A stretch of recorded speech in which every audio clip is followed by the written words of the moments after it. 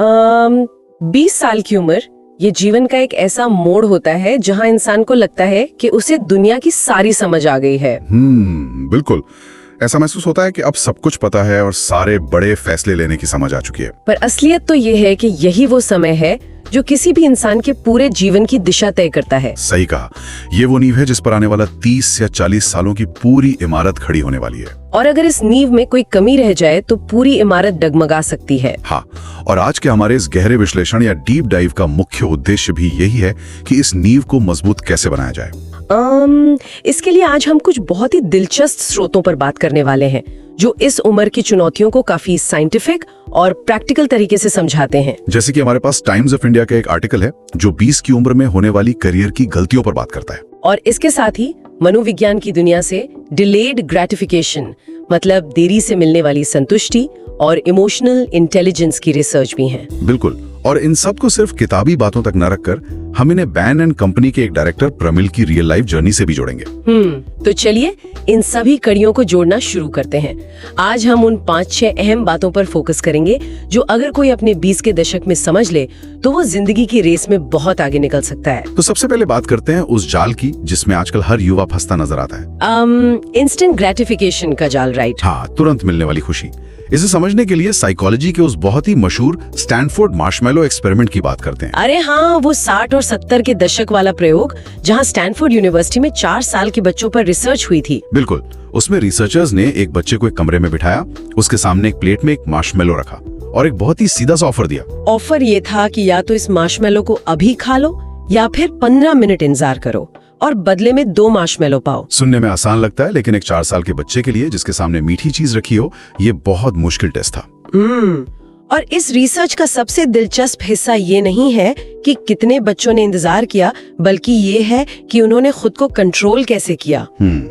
यहीं पर साइकोलॉजिस्ट ने हॉट और कूल स्ट्रेटजीज की बात की। मतलब जो बच्चे मार्शमैलो के हॉट फीचर्स पर ध्यान दे रहे थे, जैसे कि उसका मीठा स्वाद कैसा होगा, उसकी खुशबू कैसी है या वो कितना मुलायम है, वो बच्चे बहुत जल्दी हार गए। उनका दिमाग तुरंत मिलने वाली खुशी के लिए बेकरार हो गया और उन्होंने 15 मिनट से पहले ही उसे खा लिया। इसके उलट जिन बच्चों ने कूल रणनीतियों का इस्तेमाल किया, उन्होंने खुद को किसी न किसी तरह डिस्ट्रैक्ट किया। हाँ, कुछ बच्चों ने कमरे में घूमना शुरू कर दिया, कुछ ने गाने गाए या मार्शमैलो को सिर्फ एक सफेद रुई के गोले की तरह सोचा। मतलब उन्होंने उस चीज के इमोशनल और अट्रैक्टिव पहलू से अपना ध्यान हटा लिया। ये समझना बहुत जरूरी है कि इंसान का दिमाग कैसे काम करता है।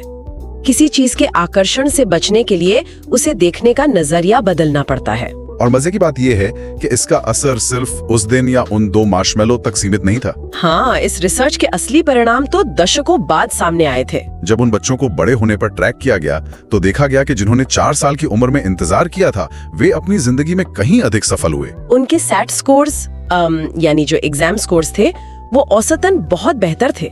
वे जीवन के तनाव को कई बेहतर तरीके से संभाल रहे थे। और सबसे हैरान करने वाला डेटा तो ये था कि 30 साल बाद जब उन सभी का BMI नापा गया तो इंतजार करने वाले बच्चों का BMI 0.2 पॉइंट्स कम था। मतलब वजन भी कंट्रोल में था और उनमें नशे या किसी भी प्रकार की लत की समस्याएं भी बहुत कम देखी गईं। जो आदत 4 साल की उम्र में दिखती है, वो 30 साल बाद भी इंसान के मानसिक और शारीरिक स्वास्थ्य को प्रभावित कर रही है। अब अगर इस पूरी साइकोलॉजी को 20 की उम्र और पैसों से जोड़ के देखें तो टाइम्स ऑफ इंडिया के आर्टिकल में एक बहुत बड़ी गलती बताई गई है। हाँ, पर्याप्त बचत न करना, यही ना? बिल्कुल।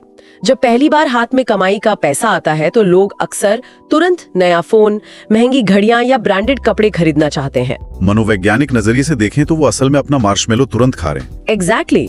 जो लोग अपने 20 में डिलेड ग्रेटिफिकेशन का इस्तेमाल करते हैं, वे अपनी कमाई को तुरंत खर्च करने के बजाय उसे एक सिस्टम में डालते हैं। और कई वित्तीय सलाहकारों का भी यही मानना है कि पैसा बचाना ही काफी नहीं है, उसे सही जगह लगाना जरूरी है। जैसे SIP, म्यूचुअल फंड्स, PPF और इमरजेंसी फंड्स में। सरल भाषा में कहें तो ये अपने पैसे को काम पर लगाने के तरीके हैं। जो युवा अपनी इच्छाओं पर कंट्रोल रखकर निवेश करते हैं, वे कंपाउंडिंग का फायदा उठाते हैं। हाँ, कंपाउंडिंग का जादू, जहाँ निवेश किए गए पैसे पर जो ब्याज मिलता है, उस ब्याज पर भी आगे चलकर ब्याज मिलता है। आज का छोटा सा त्याग कल का बहुत बड़ा वित्तीय आधार बनता है, चाहे वो रियल एस्टेट इन्वेस्टमेंट ट्रस्ट में निवेश हो या SBI के लमसम प्लान्स में। असली जीत उसी की है जो 15 मिनट या इस मामले में 15 से 20 साल इंतजार कर सके। बिल्कुल। अब पैसों के इस पहलू के बाद जो दूसरा सबसे बड़ा ट्रैप सामने आता है वो है करियर में परफेक्ट की तलाश। TOI का आर्टिकल इस गलती की ओर भी साफ इशारा करता है। जॉब अपॉर्चुनिटीज को लेकर बहुत ज्यादा नखरे करना और निष्क्रिय रहना। अक्सर 20 की उम्र में लोगों को लगता है कि पहली जॉब उनके सपनों वाली मिलनी चाहिए। हाँ, कि बड़ा ऑफिस हो, शानदार टाइटल हो और भारी पैकेज हो। और यहीं पर बेन एंड कंपनी के डायरेक्टर प्रमिल की रियल लाइफ स्टोरी एक बहुत बड़ा सबक देती है। उनका सफर किसी बड़े टियर 1 शहर जैसे मुंबई या दिल्ली से नहीं शुरू हुआ था और न ही किसी अंतर्राष्ट्रीय कॉलेज से। उन्होंने अपनी शुरुआत एक छोटे टियर 2 शहर ग्वालियर से की थी। और उनके करियर की पहली सीढ़ी कोई ग्लैमरस कॉर्पोरेट जॉब नहीं थी, बल्कि उन्होंने विप्रो BPO में डेल कंप्यूटर्स के लिए टेक सपोर्ट का काम शुरू किया था। उन्होंने किसी परफेक्ट अफसर के आने का पैसिव होकर इंतजार नहीं किया। जो अफसर उनके सामने था उन्होंने उसे अपनाया। इस कहानी से जो बात सबसे ज्यादा उभर कर आती है वो ये है कि इंसान को पैसिव होने के बजाय प्रोएक्टिव होना चाहिए। लेकिन अगर कोई सोचे कि सिर्फ एक कॉल सेंटर की जॉब से कोई बेन एंड कंपनी के डायरेक्टर पद तक कैसे पहुंच सकता है, ये छलांग रातों रात तो नहीं लगी होगी। बिल्कुल नहीं। अगर हम स्रोतों को देखें तो समझ आता है कि BPO की वो जॉब एक बहुत बड़ा ट्रेनिंग ग्राउंड थी।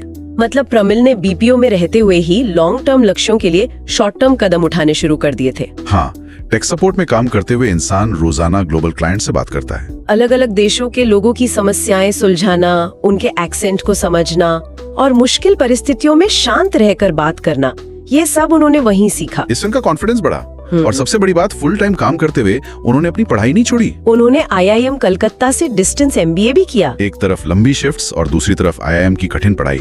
ये डिलेड ग्रेटिफिकेशन का एक और शानदार उदाहरण है। सही बात है। शाम को काम के बाद आराम करने या घूमने जाने के बजाय समय को खुद को बेहतर बनाने में लगाना ही असली निवेश है। और सिर्फ खुद पर काम करना ही काफी नहीं है, नेटवर्किंग भी बहुत जरूरी है। TOI के मुताबिक पर्याप्त नेटवर्किंग न करना भी एक बड़ी गलती है। प्रमिल को बेन एंड कंपनी का इंटरव्यू भी तो एक पूर्व परिचित कंसल्टेंट के जरिए ही मिला था। अगर इंसान सिर्फ कंप्यूटर स्क्रीन के पीछे बैठा रहे और लोगों से न जुड़े तो कई छिपे हुए अवसरों से चूक सकता है। नेटवर्किंग का मतलब सिर्फ लोगों का इस्तेमाल करना नहीं है, बल्कि एक ऐसा भरोसा बनाना है जहां लोग आपके काम की सिफारिश कर सकें। और जब इंसान इस तरह आगे बढ़ता है तो रास्ते में सिर्फ सफलता नहीं मिलती, रिजेक्शन भी मिलते हैं। यहाँ पर इमोशनल इंटेलिजेंस यानी EI का रोल किसी भी डिग्री से बड़ा हो जाता है। अक्सर करियर की शुरुआत में इम्पोस्टर सिंड्रोम घेर लेता है। इंसान को लगता है कि वो शायद इस जगह के लायक ही नहीं है। प्रमिल को भी ऐसा ही महसूस हुआ था जब वे GLG और बैन में इंटरव्यू दे रहे थे, क्योंकि उनके पास किसी Ivy League की डिग्री नहीं थी। इस मेंटल स्टेट से बाहर निकलने के लिए EI के साइंटिफिक मॉडल्स को समझना होगा। साइकोलॉजी में इसके 3 मुख्य मॉडल्स हैं। पहला है एबिलिटी बेस्ड मॉडल, जो भावनाओं को एक मानसिक कौशल की तरह इस्तेमाल करने पर जोर देता है। दूसरा है ट्रेट EI मॉडल, जो मानता है कि भावनात्मक बुद्धिमत्ता पर्सनालिटी का ही हिस्सा है। और तीसरा जो सबसे प्रैक्टिकल है वो है डैनियल गोलमैन का मिक्स्ड मॉडल। हाँ, जिसमें 5 अहम चीजें हैं: self awareness, self regulation, motivation, empathy और सोशल स्किल्स। जब करियर की चुनौतियां सामने आती हैं, तो ये मिक्स्ड मॉडल एक ढाल की तरह काम करता है। प्रमिल का प्रोफाइल जब पहली बार JLG में रिजेक्ट हुआ, सिर्फ इसलिए क्योंकि वो BPO बैकग्राउंड से थे, तो वो बहुत गुस्सा या निराश हो सकते थे। इंसान अक्सर रिजेक्शन को अपने ईगो पर ले लेता है, लेकिन यही प्रमिल ने सेल्फ रेगुलेशन का बेहतरीन उदाहरण दिया।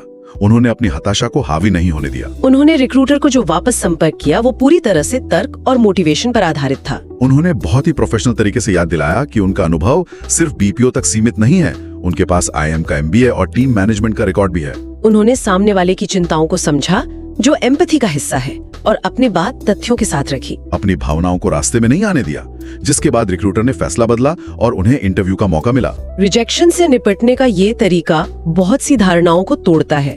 लोग अक्सर किसी भी रिजेक्शन को अपनी सेल्फ वर्थ या अपनी कीमत से जोड़ लेते हैं। इस धारणा को तोड़ने के लिए ही ग्रोथ माइंडसेट और कोचेबिलिटी की मानसिकता जरूरी हो जाती है। मतलब एक सफल इंसान रिजेक्शन को पूर्ण विराम नहीं, बल्कि एक डेटा पॉइंट या फीडबैक की तरह देखता है। फीडबैक को एक गिफ्ट की तरह लेना चाहिए। कोई भी जन्म से सारे हुनर लेकर नहीं आता, गलतियों से सीखना पड़ता है। इसी लगातार सीखते रहने की बात से हम अगले अहम पड़ाव पर आते हैं, भविष्य की तैयारी और वर्क लाइफ बैलेंस। 20 की उम्र में एक और खतरनाक समस्या होती है, बर्नआउट। करियर की अंधी दौड़ में लोग खुद को पूरी तरह थका देते हैं। बर्नआउट से बचने के लिए फ्यूचर ऑफ वर्क को समझना होगा। कंपनी आप सिर्फ बड़े कॉलेज की डिग्री नहीं देख रही है, वे देख रही हैं कि कौन कितनी तेजी से नई चीजें सीख सकता है, यानी अपस्किलिंग। आज एआई और चैट जीपीटी जैसी तकनीकें काम करने का ढांचा बदल रही हैं। प्रमिल के डेटा के अनुसार भारत में 2030 तक लगभग 2500 ग्लोबल कैपेबिलिटी सेंटर्स या जीसीसी होंगे। जीसीसी मतलब विदेशी कंपनियों के वो केंद्र जहां वो अपना इनोवेशन का काम भारत से करवाती हैं। इसका सीधा सा मतलब है कि भविष्य में क्रॉस कल्चरल कोलैबोरेशन और अलग-अलग देशों की टीमों के साथ काम करने की क्षमता सबसे अहम होगी। इतनी तेजी से बदलती दुनिया में खुद को अपग्रेड करना जितना जरूरी है, खुद को मानसिक रूप से स्वस्थ रखना भी उतना ही जरूरी है। लोग अक्सर रिलैक्स करने के लिए वीकेंड्स पर नेटफ्लिक्स बिंज वॉच करते हैं, लेकिन रिसर्च बताती है कि ये कोई हॉबी नहीं है। बिल्कुल, स्क्रीन के सामने बैठकर कुछ देखना सिर्फ कंटेंट कंज्यूम करना है। न्यूरोलॉजिकल स्तर पर इससे दिमाग को आराम नहीं मिलता, बल्कि वो पैसिव अवस्था में चला जाता है, जो बर्नआउट को बढ़ा सकता है। असली हॉबी वो होती है जो दिमाग को एक्टिव रूप से क्रिएटिव तरीके से जोड़े, कुछ नया बनाने या सोचने पर मजबूर करे। जैसे पेंटिंग करना, कोई वाद्य यंत्र बजाना या खेल खेलना। इससे दिमाग में नए न्यूरल पाथवेज बनते हैं जो असल में ऊर्जा देते हैं। ये बात टीओआई के उस पॉइंट से भी जुड़ती है, not being open to learning. अगर इंसान कुछ नया सीखने के लिए खुला नहीं है तो ठहराव का शिकार हो जाएगा। और प्रमिल के तजुर्बे से एक और बात निकलती है, प्राथमिकताएं तय करना। एक साथ 10 प्रोजेक्ट्स लेकर खुद को जलाने के बजाय 2 या 3 अहम चीजों पर फोकस करना चाहिए, जिसे कहते हैं do less and obsess about it. काम कम हाथ में लें, लेकिन उसे इतनी परफेक्शन के साथ करें कि कोई बराबरी न कर सके। और इन सब के बीच सबसे गहरी बात यह है कि जीवन का अंतिम सच क्या है। इंसान कितनी भी बड़ी कंपनी में क्यों ना हो, जीवन के कठिन समय में कंपनी का सीईओ हाथ पकड़कर साथ नहीं बैठा होता। उस वक्त परिवार और गहरे रिश्ते ही काम आते हैं। करियर की दौड़ में रिश्तों में समय का निवेश करना नहीं भूलना चाहिए।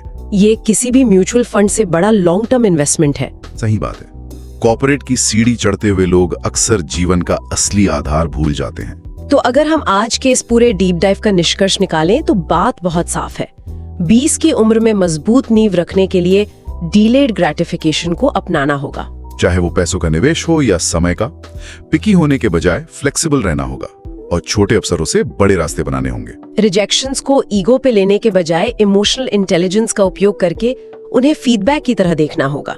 लगातार अपस्किल करना और नेटफ्लिक्स से दूर एक असली हॉबी पालना मानसिक शांति के लिए बहुत जरूरी है। और काम व परिवार के बीच संतुलन बनाए रखना ही पूर्ण जीवन की चाबी है।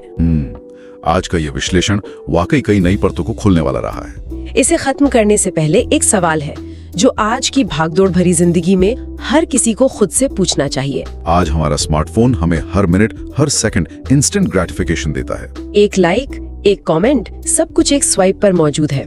ऐसे माहौल में क्या हम अपने दिमाग को भविष्य के उन 2 मार्शमैलो के लिए इंतजार करना सिखा रहे हैं, या हम तुरंत मिलने वाली इस छोटी सी खुशी के जाल में फंसकर अपना बड़ा भविष्य दांव पर लगा रहे हैं? असली चुनौती उस एक मार्शमैलो को देखकर अपनी आंखें बंद करने और अपने लॉन्ग टर्म गोल पर फोकस करने में ही है। उम्मीद है कि आज के इस विश्लेषण से मिली जानकारी सिर्फ विचारों तक सीमित नहीं रहेगी, बल्कि इसे असल जिंदगी के फैसलों में भी उतारा जाएगा। सीखते रहिए और अपने भविष्य के मार्शमैलो के लिए आज की छोटी खुशियों को समझदारी से मैनेज करना शुरू कीजिए।